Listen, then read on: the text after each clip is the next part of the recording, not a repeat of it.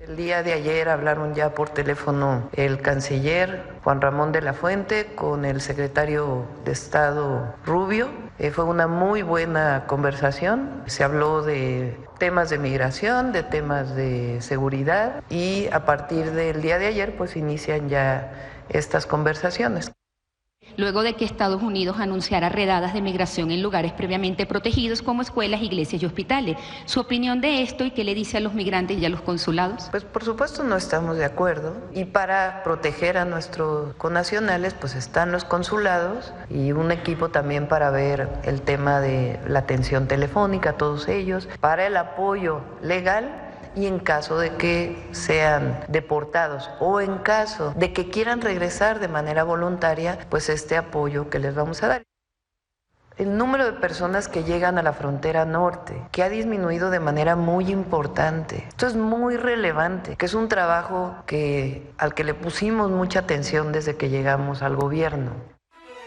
Buenas noches, gracias por brindarnos el honor de su sintonía en este miércoles 22 de enero. Estas fueron las palabras de la presidenta Claudia Sheinbaum, en las que matizó que la posición de México es que la forma más humana y eficaz de atender el fenómeno migratorio es a través de la cooperación para el desarrollo y que ya se trabaja en la instalación de albergues. Calificó como muy bueno el primer acercamiento entre su gobierno y el de Donald Trump, además de mostrar su desacuerdo con las redadas de migración ordenadas en Estados Unidos en lugares como iglesias, hospitales y escuelas. Pese a este nuevo llamado del gobierno mexicano para atender las causas de la migración, del lado estadounidense, Donald Trump firmó una nueva orden ejecutiva para el cierre de la frontera con México a migrantes considerados parte de una invasión. Esto otorgará a los departamentos de Seguridad Nacional, de Justicia y de Estado la autoridad para implementar acciones inmediatas como expulsar y repatriar a extranjeros ilegales en el territorio, mientras que la Cámara de Representantes aprobó la ley Laken Riley, nombrada así en honor a una estudiante de enfermería que fue asesinada el año pasado en Georgia por un venezolano y que permite la detención de migrantes acusados de robo y delitos violentos. El presidente de la Cámara, Mike Johnson, anunció que la ley pasará a Trump para que sea firmada, pueda entrar en vigor, siendo la primera legislación aprobada a 2 días de haber iniciado su mandato. Más tarde, el secretario de Defensa interino Robert Salesses confirmó que el presidente Trump ordenó tomar medidas para asistir con el control operativo de su frontera sur, por lo cual aprobó 3 acciones inmediatas: el despliegue a la zona de 1,500 efectivos, helicópteros y analistas de inteligencia, proporcionar transporte aéreo militar para apoyar en los vuelos de deportación en los sectores de San Diego, California y del Paso, Texas, así como ayudar en la construcción de barreras físicas, temporales y permanentes para la seguridad adicional en la frontera. En tanto, el zar fronterizo Tom Homan aseguró al medio Fox News que en el primer día de operación de los agentes del Servicio de Inmigración y Aduanas con el gobierno de Trump fueron detenidos 308 migrantes, algunos señalados de asesinato y violación de niños, pero en algunos estados del país la preocupación por el futuro de los migrantes que pueden ser deportados va en aumento, tal como ayer lo dejó ver el alcalde de Nueva York, Eric Adams. It's so important to sit down and speak with ICE. That's why we've been communicating with the new border czar. Role must be not to hear all the noise, but to find out specifically what is going to happen. I want our immigrants to know that this is a city of immigrants, this is a country of immigrants. It's imperative that you go to school, use the hospital service, use the police services. I went over this over and over again, and I'm just not going to keep having the same conversation over and over again. Pese a esto, el gobierno de Trump ya ordenó a los fiscales federales que investiguen penalmente a los funcionarios estatales y locales que intenten resistirse a la aplicación de la ley de migración. Según un memorándum enviado al personal del Departamento de Justicia, esto podría conllevar a que sean acusados en virtud a las leyes federales que prohíben defraudar a los Estados Unidos, que podría fijar penas de muerte o sentencias mínimas obligatorias. Ha habido respuesta por parte de Canadá. El todavía primer ministro Justin Trudeau ya anunció que ha puesto en marcha un plan para blindar su frontera sur con Estados Unidos.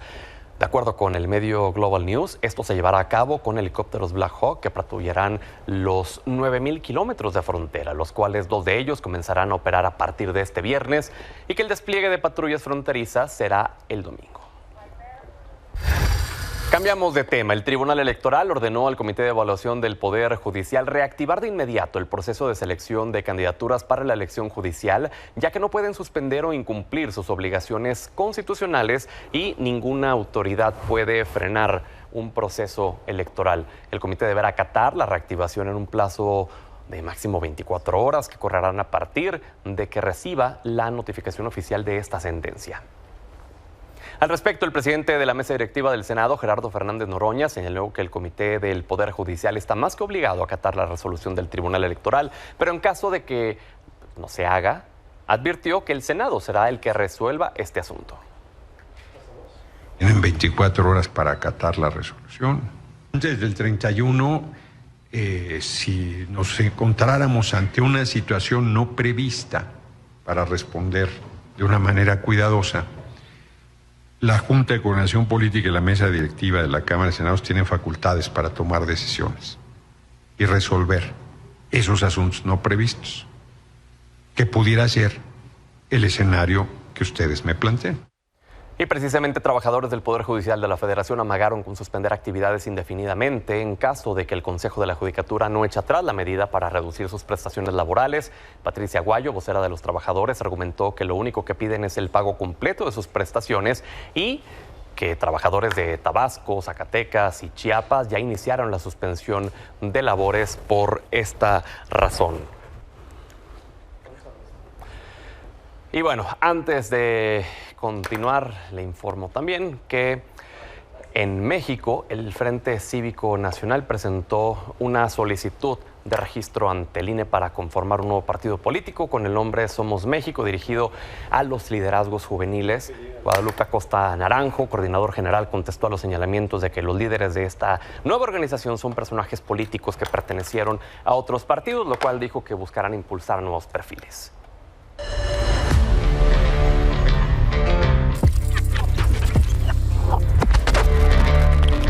Es miércoles de Política Joven. Le agradezco a Natalia Torres, abogada constitucionalista, Meme Yamel, periodista, Sofía Otero, periodista, y Manuel Pedrero, también periodista, que estén con nosotros para hablar respecto a lo que sucede ya con Donald Trump en la Casa Blanca, la respuesta de México y lo que se viene al respecto. Bienvenidas, bienvenido. Gracias. Muchas gracias, Pedro. A ver, Manuel, ¿cuál es el análisis de la situación que ves en torno a esta relación bilateral? Bueno, primero que nada no me voy a cansar de citar a Citarrosa, que decía que qué tristeza a nuestro país cuando llega el amanecer, y creo que a México de nuevo le ha llegado la noche en un momento fundamental que en otras condiciones históricas exigiría unidad, algo tan sencillo como eso. Y ante la amenaza trumpiana, que no es más que otra cosa que hemos visto en el periodo 2016-2020, la primera mitad de ese periodo manejada terriblemente mal por Enrique Peña Nieto, y la segunda mitad de ese periodo, pues nada más tenemos a Andrés Manuel López Obrador convirtiéndose en el primer presidente de la historia de México en gritar 3 veces Viva México en el Garden Roses de la Casa Blanca. Sin embargo, cediendo ante los aranceles al acero. Se convirtieron en amigos cercanos. Yo diría que la relación de Andrés Manuel López Obrador con Donald Trump fue única en el mundo. Sí. Describe Trump, no yo, Trump, en su libro The Art of the Deal, escrito en 1987, que cuando tiene a un rival sobre la mesa, si es débil, lo aplasta. Si es fuerte, negocia con él. Y hasta el día de hoy no veo relaciones fracturadas con el gobierno de los Estados Unidos en ninguna de sus facetas. ¿Pero no fue subordinación el acceder a blindar la frontera sur a cambio de que quiten los aranceles? Pues tampoco considero que sea subordinación por parte del gobierno de los Estados Unidos entender que si hubieran entrado esos aranceles, se hubieran elevado en un 35% los costos de los automóviles que consumen los estadounidenses en territorio mexicano. Creo que si México no entiende pronto, y me refiero a ese México del 18%, ese México chiquito que ha escogido ponerse del lado de los Mussolini, y no es una exageración, cómo ser exagerado cuando se ve al hombre más rico del mundo, también siendo aliado del presidente Trump, me refiero a Elon Musk, hacer un saludo neonazi. Baja la mano porque te van a tomar foto no, y van a sí, decir tal cual. Que tú eres. No, para nada. Muerte al nazismo y a los nazis no se les negocia, se les enfrenta. Pero tal cual así me explico por qué Acción Nacional tiene tanta simpatía con Elon Musk. Porque nacieron justamente como un partido nazi. se opusieron a la expropiación petrolera en 1939 y los fundamentos y las bases de Acción Nacional nacen con grandes simpatías a Adolfo Hitler. En un momento más abordamos respecto al papel de la oposición en todo esto. Natalia. Creo que si el mensaje va a ser de unidad, me parece que es importante que también en México encontremos ese mensaje de unidad. Yo algo que no concibo y que no lo voy a hacer nunca es como ciertos miembros de la oposición han estado de acuerdo en estas invasiones o en estas amenazas de invasión por parte de Trump, olvidando por completo, uno, su patria, y dos, que están muy buenos para decir y hablar de populismo y estar en contra del populismo y de políticas insensatas y de políticos que lo único que quieren es este negocio clientelar, pero lo aplauden porque alguien es de derecha. Eso a mí me impresiona, no lo comparto, estoy completamente preocupada. Creo que en términos generales todas las amenazas de Trump no son para menos y no son para no preocuparnos. E insisto, y lo hemos platicado en esta mesa muchas veces, viene un Trump distinto, viene un Trump recargado, un Trump que no le va a pesar la mano, que no le va a temblar la mano, y ya lo está haciendo. Entonces, creo que la postura que ha tenido la presidenta ante las amenazas ha sido buena. A mí esta frase de coordinamos pero no nos subordinamos me encanta. Me parece extraordinaria. Sin embargo, a mí me preocupa, de entre todas las cosas que ha dicho, un poco insensateces y un poco estas políticas populistas, me preocupan dos temas. Uno, absolutamente todo lo que haga de aquí en adelante va a estar apoyado por un argumento que no sé si les vaya a sonar familiar, pero legitimidad. Lo que haga Trump. Lo que haga Trump. Okay. Lo que, evidentemente, respecto a Estados Unidos, ¿no? Entonces, independientemente de la violación terrible que está haciendo en materia de derechos humanos, que no le importan, y eso nos lo ha dejado claro no solamente durante este periodo, sino los 4 años pasados, independientemente de eso, él tiene un argumento muy poderoso, que es la legitimidad. Absolutamente todas las decisiones que tome, violen derechos o no, sean extremas o no, ¿sí?, van a ser con un fundamento en la legitimidad. El pueblo me escogió. Y el pueblo está esperando que les cumpla. Y él no va a querer perder sus cámaras y lo va a hacer. Yo de eso estoy convencida. Meme. Una legitimidad que también tiene México. El gobierno de México tiene exactamente ese mismo argumento. La presidenta Claudia Sheinbaum tiene exactamente ese mismo poder. Entonces, retomo un poco también lo que decía Manuel y lo que dice Natalia. Es exactamente el punto. Llega un Trump sí 2.0, claro. Y llega a enfrentarse no con un gobierno que no tiene legitimación como en su momento fue el de Felipe Calderón, sino que tiene un gobierno que sí tiene una legitimación incluso mayor a la de su primer periodo. Ese es por un primer escenario. Entonces estamos ante una pelea de socios, completamente socios, que sus economías están interconectadas, dependen una de otra. Para el caso de Estados Unidos, México ha sido un gran aliado para lograr diversificarse dentro del mercado y competir ahí un poco con este gran mercado asiático. México ha sido un socio estratégico para ello. México ya desplaza incluso a Canadá como socio comercial de Estados Unidos, lo cual no es menor. En cuanto a las amenazas de Donald Trump, claro, él justamente va a llegar con el discurso de aquí les estoy cumpliendo, pero cumpliendo ¿hasta qué punto? ¿Qué es lo que realmente firma Donald Trump en sus primeras órdenes ejecutivas? El Golfo de México, claro, dentro de Estados Unidos. Claro. Nada más. Y vemos cómo ya hay un poco de reacciones de ciertos simpatizantes pro-Trump de Estados Unidos, podcasters y demás, que hasta cuestionan a Google por no haberle cambiado el nombre al Golfo de México. Bueno, eso nunca va a pasar. Si tan solo se metieran a leer el contenido real de la orden ejecutiva firmada por Trump, pero entre los males es el mejor, ¿no? Evidentemente. Es como el Río Bravo, Río Grande. Funciona exactamente igual. Creo que lo único que realmente nos preocupa es exactamente el asunto migratorio. ¿Qué tanto va a deportar Donald Trump? Entendiendo que sí es un mandato distinto al primero. Con la imposición del Remain in Mexico. Con la imposición del Remain in Mexico, al cual México se sigue negando, pero es una lucha de dos factores. México dice, ok, vienen estas deportaciones, perfecto, tenemos este plan, México te abraza, un plan integral que tiene sus desafíos, pero es un plan integral. Y Estados Unidos dice, los voy a deportar. Hoy el gran cambio es, voy a poder hacer redadas en tu trabajo, en hospitales, en iglesias, en donde se me ocurra. Pero también el reto está para Estados Unidos. Eso no solamente viene el decreto, claro, pero en la ejecución, el recurso que tiene que destinar a Estados Unidos no solamente es un recurso de vayan y hagan lo que quieran. Tienen en este momento que trabajar con lo que tienen, y lo que tienen es insuficiente para las deportaciones que tiene planeadas hacer Donald Trump, al menos en el futuro inmediato.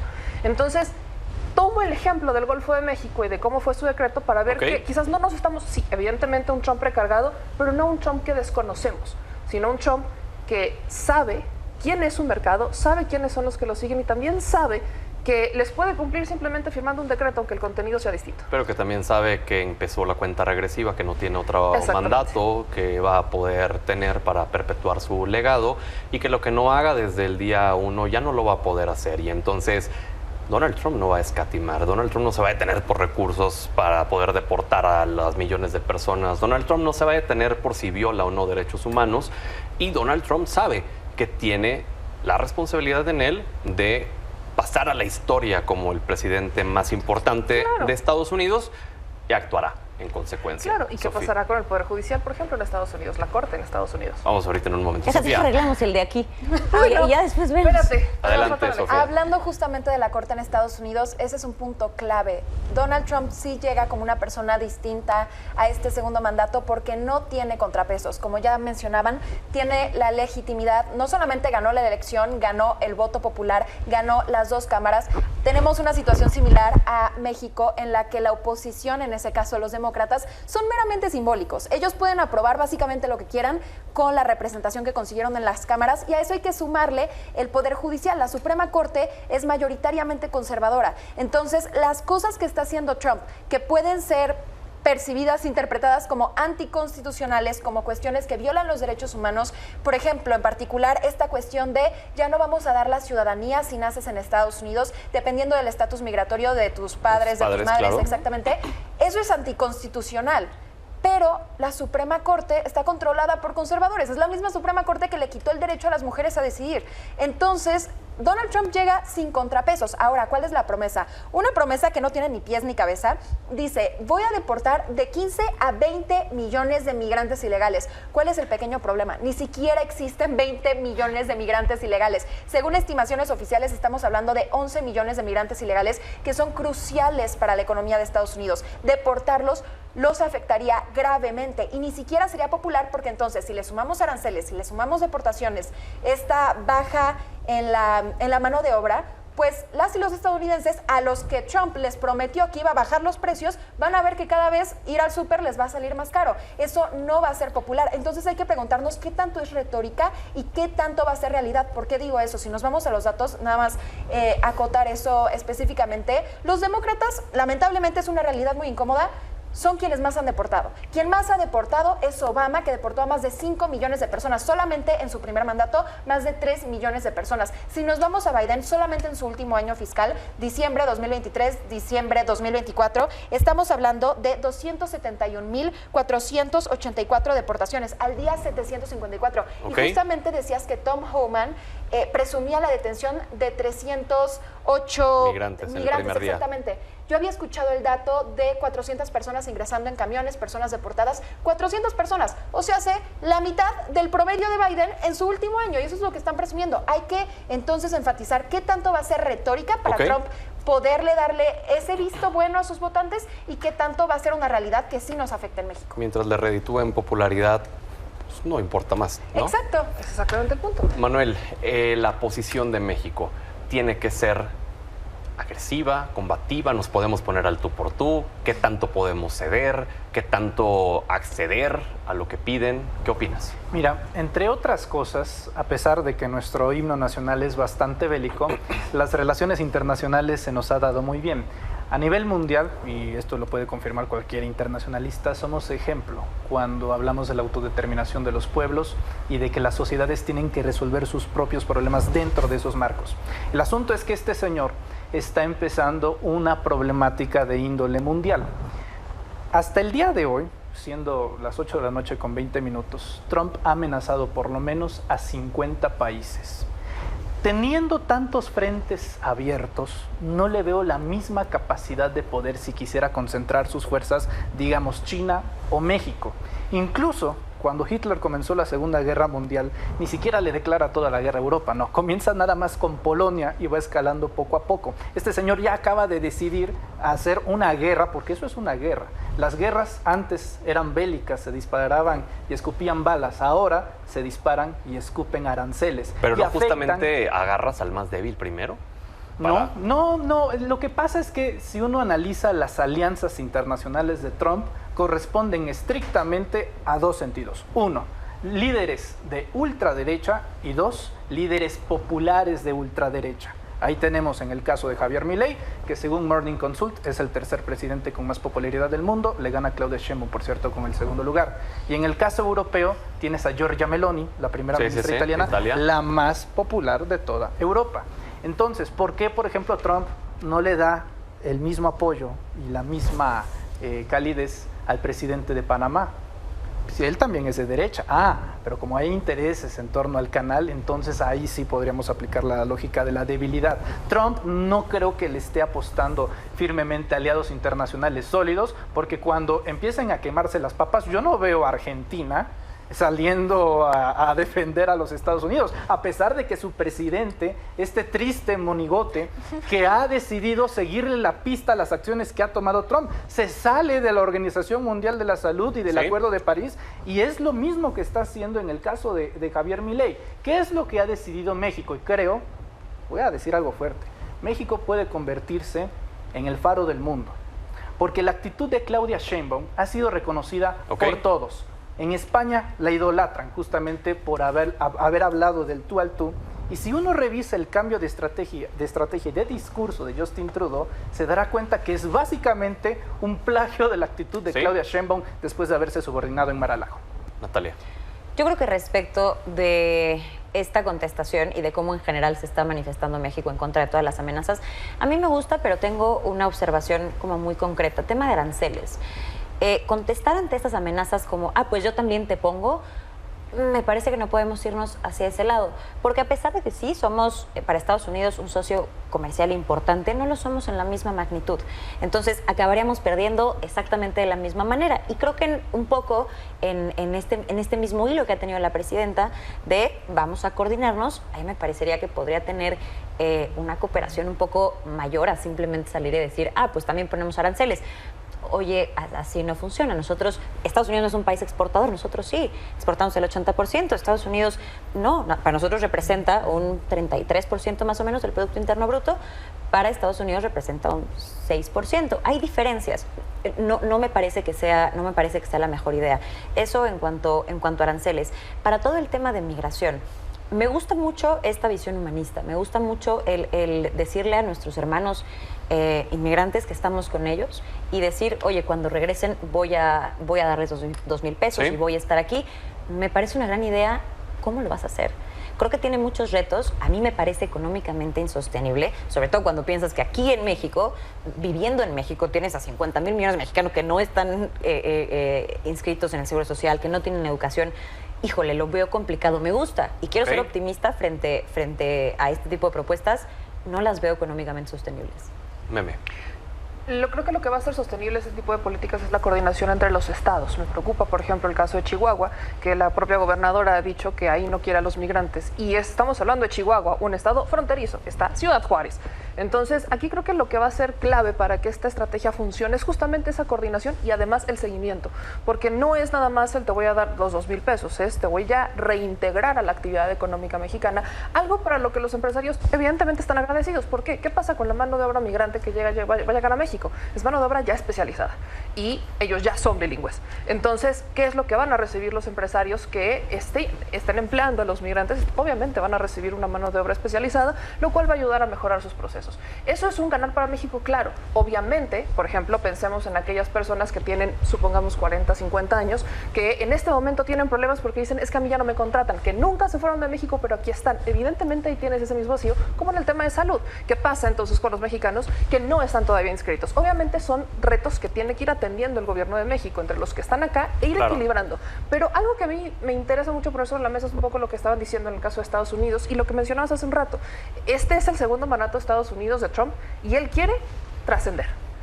Esa trascendencia, evidentemente, los frentes que está abriendo, por muchos que sean, son frentes muy grandes. ¿Hacia dónde le tira? Vencemos en esta política de salirse del Acuerdo de París o de fortalecer el tema de los empresarios que están ampliamente relacionados con los combustibles, el petróleo y demás. ¿Hacia qué países está volteando a ver? A países que son mayoritariamente de izquierda, son a los que le está aventando la bomba, porque son los que están protegiendo su soberanía. ¿Qué pasa con el caso de Argentina? Ya lo tiene en la bolsa. Argentina es estratégico para Estados Unidos en materia de inteligencia artificial, en donde está Elon Musk. O sea, lo que está buscando hacer Estados Unidos ya no solamente es una conquista de Estados Unidos y quedar bien. es realmente una conquista internacional para intereses corporativos. Sofía. Sobre las medidas del gobierno de México por estas amenazas de Donald Trump, el tema migratorio, más allá de que sea insostenible, me parece que es insuficiente. Esta idea de la tarjeta del bienestar paisano, darle 2,000 pesos a las personas básicamente para que se puedan trasladar a sus lugares de origen. A ver, muchas personas se fueron a Estados Unidos precisamente porque no pueden regresar a sus lugares de origen. Otro punto, dice que van a implementar esta campaña México te abraza y entonces van a inscribir a las y los migrantes a todos los programas sociales del gobierno y en particular enfatizan que los van a inscribir para que se garantice su acceso a los servicios de salud. Cuando hace apenas unos días la propia presidenta nos aseguró en la mañanera que claramente hay un desabasto y que ella, quién sabe cómo, pero lo iba a resolver en solamente 2 meses. Entonces, si hay un desabasto... Una estrategia, quién sabe cómo. Ajá, Si hay una estrategia para hacerlo. Que no logró AMLO, pero ella sí va a poder ahora en solo 2 meses. Vamos a tener una mesa seguramente en 2 meses y seguramente no se va a ver arreglado el desabasto. Ojalá esté equivocada. Pero el tema es que se dice que les van a dar estos 2,000 pesos, insuficiente, nuevamente personas desplazadas por la violencia. Pero además los van a trasladar directamente a sus hogares con más de 181 camiones. Esos 2,000 pesos no son para que ellos compren un boleto de camión y se trasladen. Esos 2,000 pesos son para los costos de traslado. Si la razón por la que te fuiste es por amenazas del narco, porque no puedes regresar. Ese es el reto. Ese es justamente el reto. Quizás no regresarán a sus lugares de origen, pero se instalarán en otros. Ahí es donde está el vacío. Quizás. Ese es el vacío que muchísimos vacíos. No me parece suficiente. No hay suficientes albergues. No hay suficientes albergues para los y las mexicanas que podrían ser deportadas, mucho menos para todos las personas de otros países. A ver, nos quedan 2 minutos, 30 segundos cada quien. Quiero retomar solo rápido el tema de la oposición. La oposición está pidiendo una unidad. ¿Qué tanto es un oportunismo ante la situación y qué tanto hay la necesidad siquiera de que la presidenta los tenga que escuchar? 30 segundos, por favor. Decía Mark Twain que la historia no se repite, pero sí rima. Y es que antes eran los Juan Nepomucenos, antes eran los Miramón, antes eran los conservadores del siglo XIX buscando a Maximiliano. Hoy es Ricardo Anaya pidiendo un TEMEC de seguridad. Parece que se le olvidó la Operación Mérida. Hoy es una Lili Téllez solicitando la intervención militar. Hoy es toda la oposición. No necesita unidad nacional una sociedad que no está polarizada. Claudia Sheinbaum, insisto, cuenta con el apoyo de 8 de cada 10 mexicanos. Sobran no los rostros y los nombres. ¿Para qué queremos a gente como Alejandro Moreno y a Marco Cortés al lado para una situación de soberanía nacional? ¿Los necesitan o no, Natalia? Desafortunadamente, lejos de necesitar o no, me parece que para ser, y me refiero solamente al discurso de la presidenta, para ser la presidenta representas a todo el pueblo y eres presidenta de México. Puede que sí sea oportunismo y lo creo, o sea, estoy bastante convencida, pero a eso aquí en México se le llama política. Pero no tiene la necesidad la presidenta de escucharlos. No, necesidad no, pero si tu discurso es unidad para Estados Unidos y unidad en términos internacionales, me sorprendería que no la tuvieras aquí en México. No estoy de acuerdo en que tendríamos que estar exactamente igual de polarizados que Estados Unidos para entonces poder tener un discurso de unidad. Híjole, no me lo parece. Creo que en ese mismo sentido sería efectivo que Trump también percibiera no solo una mandataria fuerte, sino un pueblo fuerte.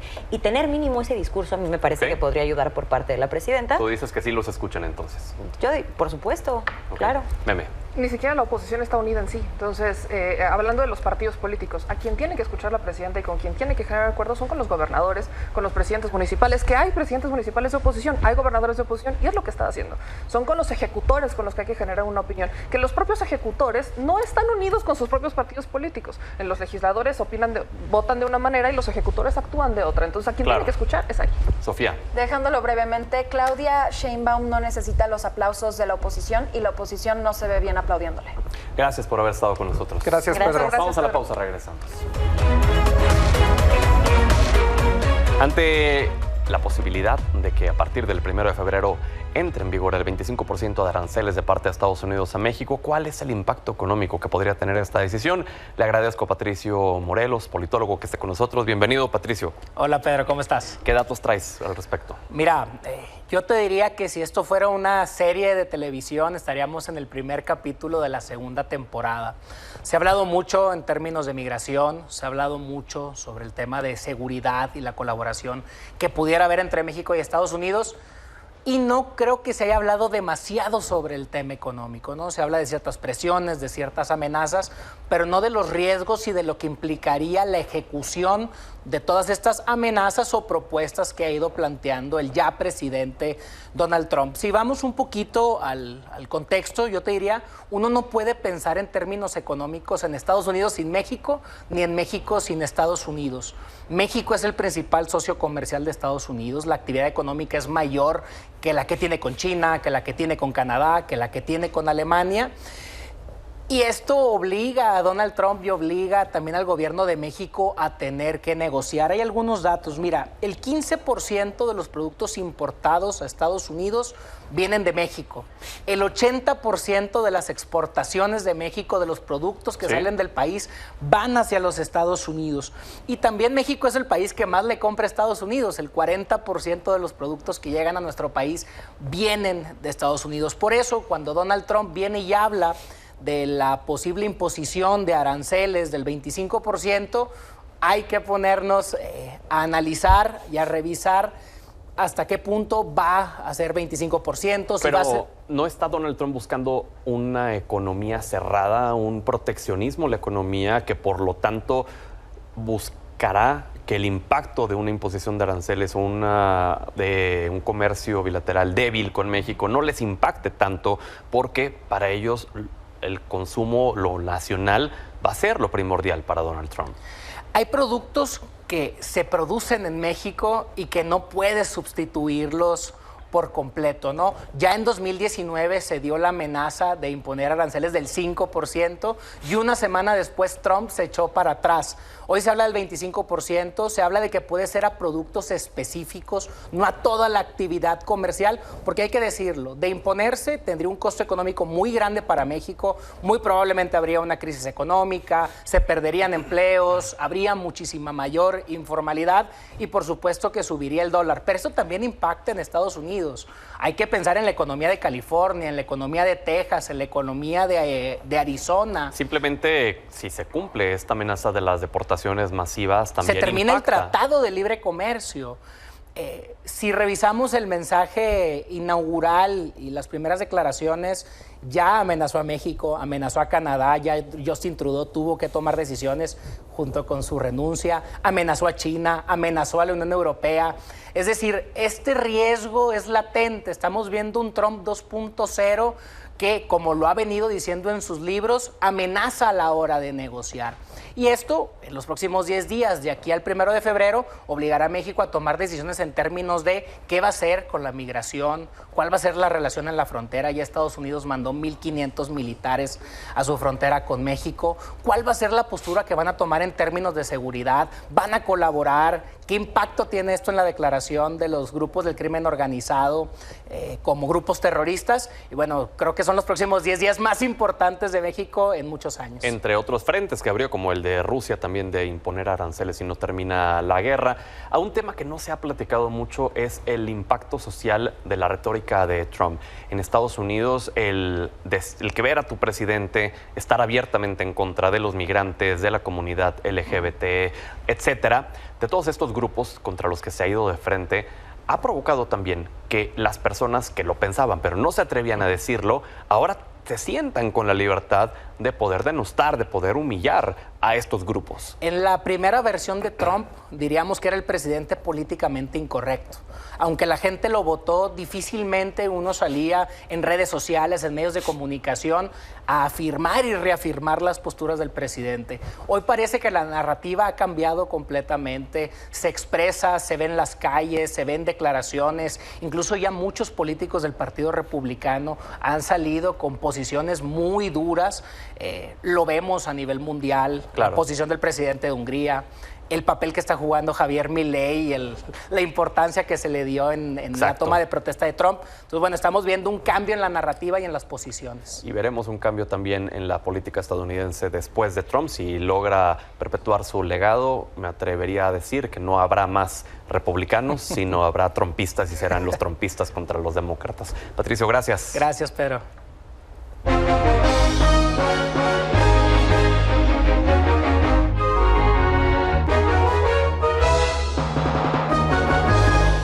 Buenas noches, don Manuel Somoza, gusto en saludarlo. Igualmente, Pedro. Bueno, pues hoy tuvimos mercados muy alegres, sobre todo en los Estados Unidos, impulsados en mucho por los resultados de Netflix, que nada más logró la cifra de 300 millones de suscriptores, que es algo verdaderamente impresionante. El Dow sube 0.30, el S&P 0.61, Nasdaq 1.28 y la Bolsa Mexicana también adelanta 1.06. También es buena noticia que el peso ganó 13 centavos en relación al cierre de ayer y cierra en 20.49, cuando ayer lo había hecho arriba de los 67 centavos, de 20.67.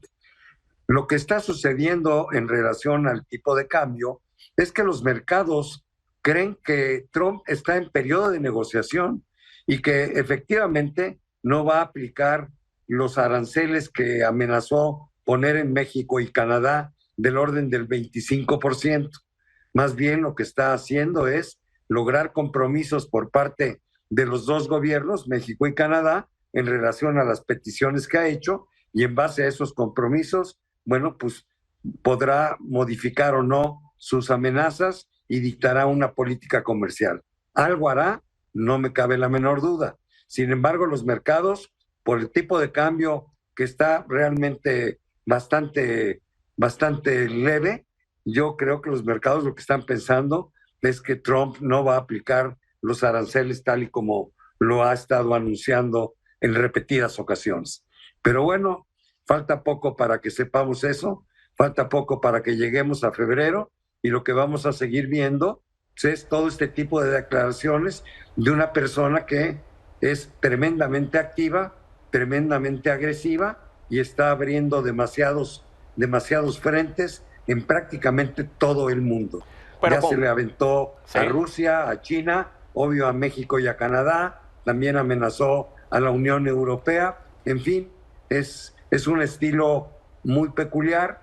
A mí no me gusta absolutamente nada, pero eso es lo que es, y así lo eligieron los norteamericanos. Y no es una sorpresa porque simplemente él lo dijo desde la campaña y fue para lo que muchas personas lo votaron. Y acá, solamente porque nos queda poco tiempo, pero con que de todos los frentes cumpla con uno, con lo que prometió, ya con eso le vale la popularidad, ¿no?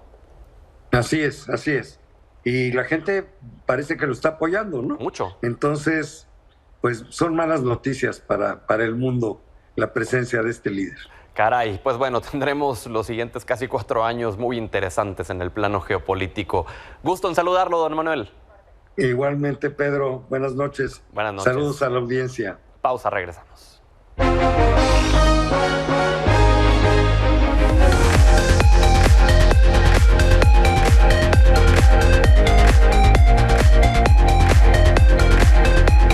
Fernando Santillanes, ¿con qué nos vas a sorprender hoy? Con inteligencia artificial. Otra vez inteligencia artificial. Sí, pero una inteligencia artificial que, híjole, vamos a oír por muchos años, porque hoy el presidente Donald Trump, compadre que acabas de ver allá en Washington, anunció junto con Sam Altman, el cofundador de OpenAI, y otros actores, ahí estamos viendo el momento del anuncio, el proyecto Stargate.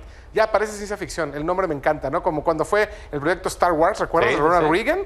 Bueno, ahora este es el proyecto Stargate. Básicamente es una inversión, escucha esto, Pedro, $500,000 millones en 4 años es lo que pretende invertirse el gobierno de Estados Unidos y empresas para que OpenAI, SoftBank y Oracle, los 3 principales actores, aunque otros, se encarguen de convertir a Estados Unidos en la principal potencia de inteligencia artificial en el mundo. Oye, te quiero preguntar algo rápido. ¿Qué tanta influencia en lo que estamos viendo tiene Elon Musk? Pues mira, Elon Musk fue cofundador de OpenAI, se peleó con Sam Altman, pero obviamente tiene que ver mucho ahí Claro. Elon Musk en esto. Y esto es una respuesta comercial. China se ha convertido en uno de los principales países de desarrollo de inteligencia artificial. Hace unos días anunció un proyecto similar, con mucho menos inversión, pero sin duda no iba a dejar Donald Trump que China le ganara. Este proyecto pretende que en los próximos años se desarrollen distintos softwares, proyectos y todo tipo de industrias alrededor de la inteligencia artificial para que Estados Unidos se convierta en líder. En Texas se va a construir una instalación inmensa para poder tener toda esta inteligencia artificial. Y hoy lo que te puedo decir, Pedro, es que si en la Guerra Fría, en toda esa época de los 80, era quién tiene el mayor armamento nuclear, ¿sí? Hoy es quien tiene la mejor inteligencia artificial. Caray, así de grave. Así de grande, así que proyecto Stargate, $500,000 millones, es una cantidad inmensa. Inmensa. Gracias, Fer. Nos vemos la próxima semana. Y gracias a usted por habernos brindado el honor de su sintonía. Hasta mañana.